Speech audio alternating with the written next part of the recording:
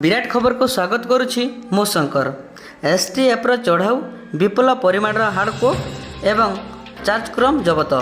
चौदार थाना अंतर्गत गोपालपुर ग्राम में बेआईन भाव चलता हार्डकोक एवं चार्जक्रम व्यवसाय पर एसटीएफ चढ़ाऊ विशेष सूत्र खबर पाई एसटीएफ टीम चढ़ाऊ कर हार्डकोक चार्जक्रम एवं चलता चौदार थाना अंतर्गत गोपालपुर ग्राम में बेआईन प्लॉट्रे चढ़ाऊ कर विपुल परिमाण हार्डकोक जबत करिछि। चढ़ाऊ समय सेठारे प्लॉटर मालिक अजय प्रधान ओलिशा बा भुआ फेरार हो जाता बेले सुपरभाइजर भगवान राउत समेत 4 जन को एसटीएफ टीम काबू करने सह 2टी ट्रक गोटे जीसीपी गोटे बुलेट समेत ओजन कंटा जबत कर सूचना देते एसटीएफ एसजी तेजराज पटेल।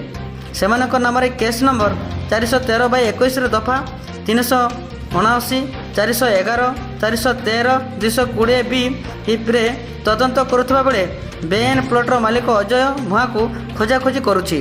कटक 14 आम जिला प्रतिनिधि बलराम बेहरा रिपोर्ट न्यूज विराट खबर।